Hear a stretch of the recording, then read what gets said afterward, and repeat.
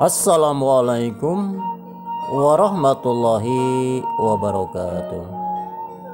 Aturan mitra-mitra sadayana tepang di sareng Kang Arid dina acara dongeng Sunda anu biasanya dicana ku Kang Arid. Dongeng anak yatim piatu sarika salapan. Mugia mitra-mitra sadayananya disehatkeun di kalerna di kidu di kulona di wetan di mana bae ayana. Anu salamina manco mingkat cinta karena acara dongeng iya. Tamih berem siang-siang mitra-mitranya bari nunutan ngabandungan acara dongeng Serika dalapan nyaeta nuju nyarioskeun Ki Jurang anu kasumpingan ku Mang Urik. Sepados teh nyangkolong ti kana waktu semangat iya acara dongeng Sunda urang kawitan bae. Der.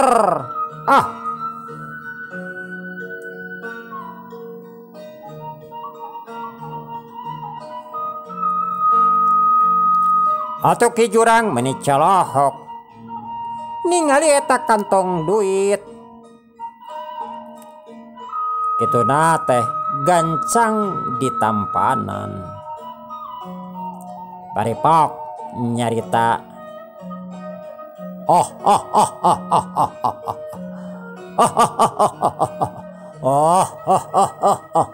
are kyo watu lalawan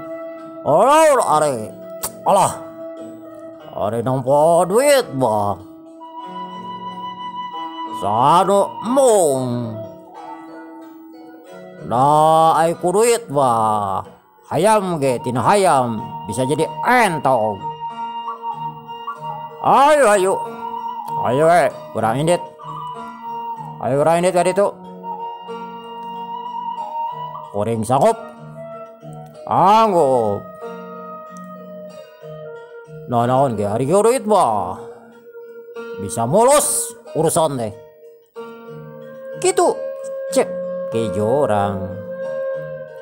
Seorang mitra-mitranya paingan iman manusia bisa goyang, paingan iman manusia bisa ngagaleong ku harta tahta wanita. Ujian paling abot salaresna mah mangga Ki mangga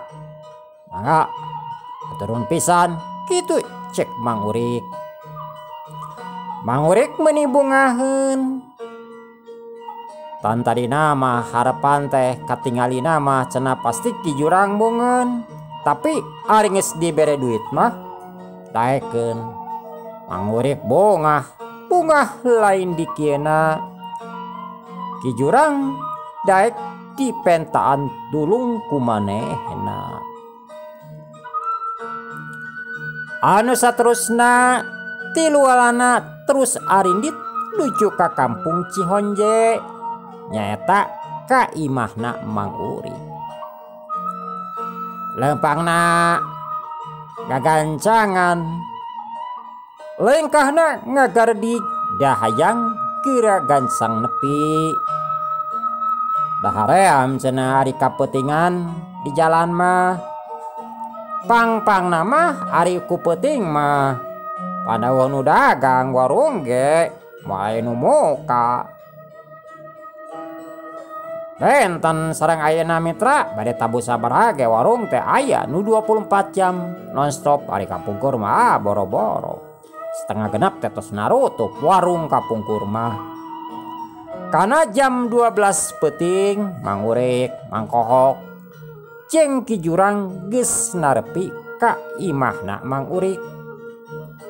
Ngan harita Mang Kohok mah balik heula nyaeta mikeun duit ka pamajikanana. Pan basa ini teh teu boga beas-beas acan. Geus mikeun duit mah terus init deui nuju ka imahna Mang Urik. Da cek Mang Urik omat-omatan Mang Kohok kudu ka dieu deui nyaeta rek ngabadamikeun keur saterusna nyaeta anu tujuannya eta rek ngarolah gahala teh Aki Wahdi jeung Jang Darma. Sapepeting Mang Urik, Mang Kohok jeung Ki Jurang ngobrol teh meuni uplak. Ki Jurang ngobrolkeun yen manehna mah cenah maehan jelema teh geus teu kaitung. Jeung diterangkeun ku manehna sabab manehna bisa teu eleh teh ku sabab boga ajian rawe rontek teh. Ari ajian rawe rontek sanajan ngagelenceng beheung ge bisa hirup deui asal sirahna atawa awakna antal kana taneuh. Diterangkeun manehna hayang boga ajian Batra Karang teh cenah ngambelan tatapa mati geni segala macem teh segampang itu. Atuh Mang Urik jeung Mang Kohok meuni colohok bangong ngadenge obrolan Ki Jurang. Kasubuhnakeun karek sarare ari rencana rek ngala Aki Wahdi jeung Jang Darma nyaeta arek maehan kewe cenah peuting-peuting urang dodog langsung ka imahna. Malahan mah Mang Urik oge ayeuna mah rek nempo atawa rek ngilu. Cek Mang Urik kagok geus kapalang taseuh cenah aing geus kanyahoan. Ayeuna mah naon bae ge ku aing rek disinghareupan jeung ayeuna mah geus moal nyumput-nyumput hareupeun si Wahdi. Da cenah si Wahdi geus nyahoan.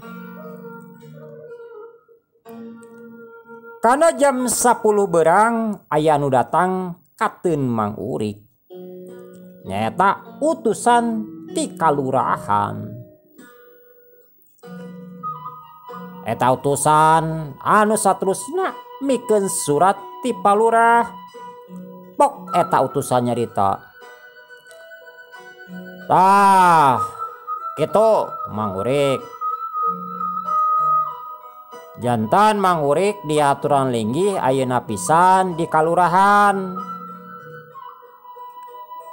Kumargi ieu aya masalah anu kacida pentingna. Payahna we Mang Urik kedah hadir ulah nepikeun ka henteu. Lamun teu kan benten deui aturanana. Taya serat panggilanna ti palurah.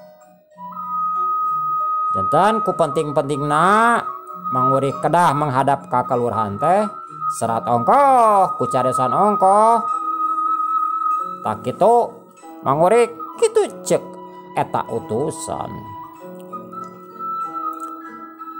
Atuh Mang Urik meningah huleng. Dewas lain dikieuna pok Mang Urik nyerita. Punten Pak utusan punten. Ieu teh aya urusan naon? Siga anu penting pisan. Dugikeun ka masihan atanapi aya serat panggilan. Da raraosan mah mohon ari sim kuring mah nya ku raraosan teu aya urusan ieu sareng Pak Kades atanapi sareng pihak kalurahan ku raraosan sareng teu nyieun masalah. Nanging ayeuna aduh ku aya serat sareng langsung dijajab ku utusan kitu cek Mang Urik. Jantan mitra-mitra kapungkur mah lamun penting dasar-dasarna mah ku panggilan langsung ge. Cirina teh lamun ayeuna urusan masalah bangsat pidana kitu kajahatan bageana teh nyaeta polisi desa kapungkur mah. Upami nu sanesna ku staf tapi da ku dipanggil ge wah kapungkur mah tuh tong boro dipanggil ku kalurahan dipanggil ku tua kampung ge geus norok tok. Da kapungkur mah ka guru ge nyebat teh juragan. Oh atuh ka guru ge sieun kapungkur mah ku guru teh. Penten sareng ayeuna panena mah ngalalawan. Leuh kita ngalalawan. Kadang-kadang kan murid ayeuna mah aya nu bogoh atuh ka guru. Pegoning ari guru pameket ka istri mah nya. Aya sering kajantenan, sanes kajantenan aya we dugikeun ka murid nikah sareng guru. Kapungkur mah atuh ka guru nyebat juragan guru, katua kampung. Upami kasumpingan ku polisi desa teh teu ngagibrig masyarakat kapungkur mah ku sieun-sieunna. Sebab kapungkur mah tegas pisan.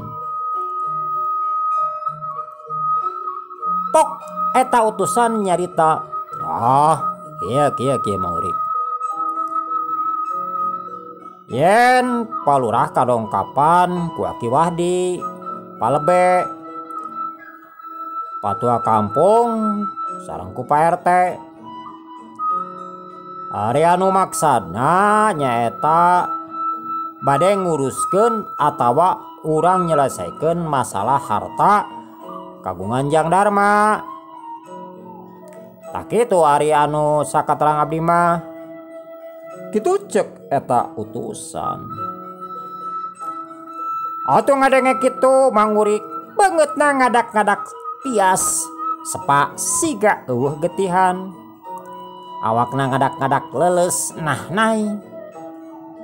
Teu nyangka cenah yen si Wahdi langsung datang ke kalurahan, langsung laporan, langsung dicaritakeun pasti we. Naon anu geus kaalaman ku Aki Wahdi dicaritakeun di kalurahan. Panari geus urusan jeung pihak kalurahan mah lain deui. Ieu urusan geus teu bisa dianggap remeh.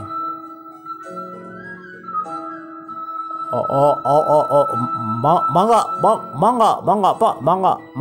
Nanging bili rada telat. Apunten kumargi ya abdi nuju aya tamu. Kitu cek Mang Urik. Dina nyaritana semua anu ngaleper jeung semua anu gugup. Pok si utusan nyarita deui. Mohon teu naon Mang, teu naon.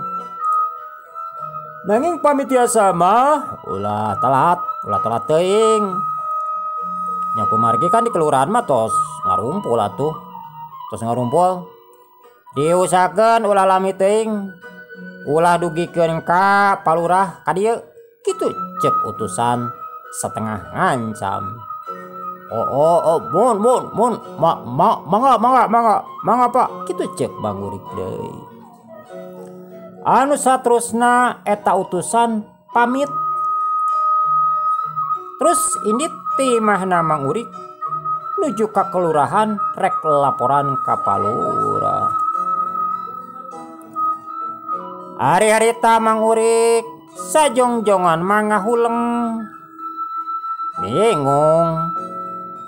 Bingung anu teu aya papadana. Kumaha lamun geus kieu? Kumaha keur nyenghareupan pihak kalurahan? Dibikeun kumaha? Teu dibikeun kumaha? Teu dibikeun da sidik barang batur. Ari dibikeun lebar atuh. Mitra-mitra sadayana jalma mah geus kabungkus ku harta mah sanajan eta barang batur ge geus kapibanda ku manehna mah asal nu manehna we. Lebar atuh rek turun tina jabatan ngadeg-deg ngaleper. Desakan deui anu tos lungsur tina jabatan wah barangnya dibabad. Ieu mah menang kuring cenah di bawah anu dikunjalan ka imahna. Lamun eta harta dibikeun pasti manehna bakal sangsara balangsak deui. Pamimiti ge Mang Urik mah jalma sangsara ngan saprakna dipercaya ditanyakel harta nyaeta harta jang dharma manehna ngarasa senang. Pan teu lama boboroh maco ngabadaug ngorete pan geus pagawean. Ayeuna mah sabalikna manehna nitahan batur manehna boga pagawe. Cek pikir manehna kabayang lamun manehna geus teu boga harta, wah nya bisa-bisa dahar ge bakal balangsak deui kitu keur pikiran jalma saraka. Atuh mangkohok surti ngarti naon anu aya dina pikiran nu jadi dununganana. Pok mangkohok nyarita, kan tos we atuh ayeuna mah mending balakalah kaki jurang manawi atuh ki jurang bisa mantuan permasalahan agan kitu cek mangkohok. Atuh ngadenge omongan kitu omongan mangkohok ki jurang teu ngartieun. Pok ki jurang nyarita, ieu teh korek anu sabenerna aya masalah naon korek mah satu ngarti. Nah ieu teh urusan jeung kalurahan atawa kuring teh tamahan anu ngaranna si Wahdi kitu cek ki jurang. Pok mangurik nyarita, kieu anu sabenerna mah ngan kuring hampura saacana ge ari tugas ki jurang mah nya kudu maragatkeun nyawana si Wahdi jeung si Darma. Ngan ieu teh kuring teh kapiheulaan lengkah ku si Wahdi kitu cek Mang Uri. Atuh ki jurang begitu ngarti katampo tarangna kerung-kerung we. Cek Bang Urik langsung terangkan tong bulat belot tong ngalilir kuring. Nah kuring mah lain tukang ekir tapi kuring mah tukang tarung. Kuring mah tukang gelut bontong dibawa jor-jor masalah jeung kakalurahan. Seliur ngomong urusan-urusan gitu mah. Nah kuring mah teu sakola jadi teu ngarti. Ore ame pang-pang nama sok obrolkeun kitu cek ki jurang simpel. Atuh Mang Urik menirawaseun yen ki jurang embungkeun urusan jeung kalurahan. Lamun main embungkeun cilaka 12. Si karunya sing karunya ka kuring. Wayana bantuan kuring keun buruhan malah sababaraha ge ku kuring dibayar ki sing percaya ka kuring dibayar kitu cek Mang Urik. Beungeutna Mang Urik beuki sepa lamun ki jurang mung mantuan wah geus we riweuh. Cek kuring ge pok caritakeun naon masalah lah. Lain bulat balit da kuring mah lain hayang ieu matak datang ka dieu ge sanggup ngan cik kumaha ieu teh kitu cek ki jurang. Ayeuna mah dina ngomongna rada tegeug. Kieu ki anu saterusna Mang Urik nerangkeun